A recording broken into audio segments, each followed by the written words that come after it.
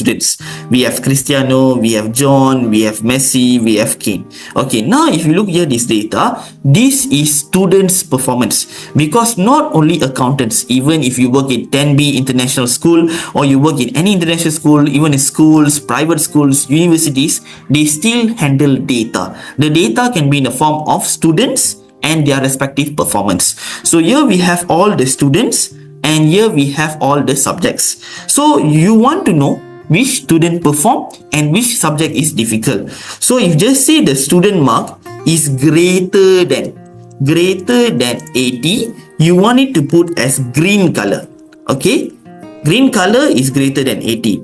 If just say between, that means we have the marks just say between 41 and 79, we want to put it as yellow color, warna kuning. And just say anyone who get less than 40, I want to put them as red color, because less than 40 is fail. So now if you look here, this data, by looking here, your manager won't understand immediately. Okay, but when you have conditional formatting, you will immediately can do analysis. Immediately you can understand the data.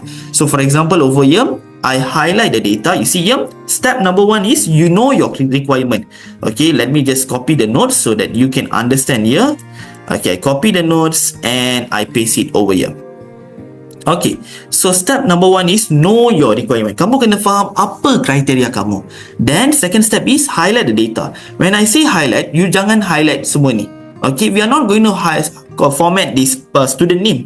We are not going to format the subject name. We want to format the numbers only. So once you highlight the numbers, then you go to conditional formatting. You click highlight. Okay, so what we pilih? If they say greater than, we pilih here greater than. So greater than what? Okay, greater than 80. And then what color? Green color. So we click here green field with dark green text. Click it over here, press OK. So now we can know, okay, which student got more than 80. Okay, wait, let me just do one more time. Conditional formatting, highlight cell rules, greater than, I put here 80.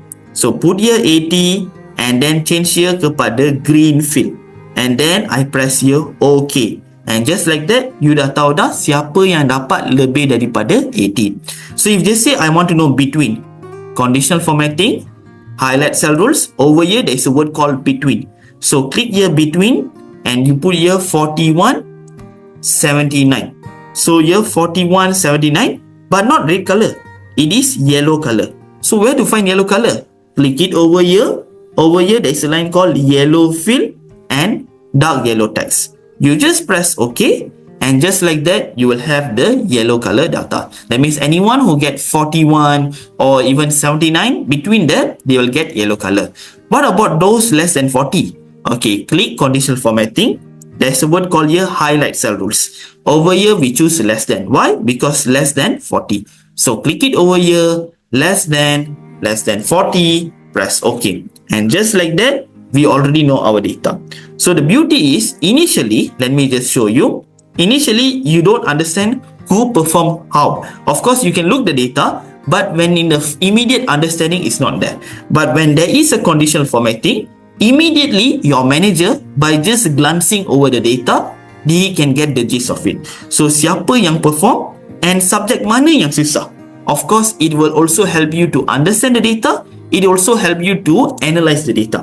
Siapa yang perform, siapa yang tak perform. And the beauty is, if just say I change here to just say 23.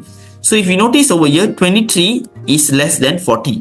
So when I press enter, immediately, automatically, it will be changed to a different color.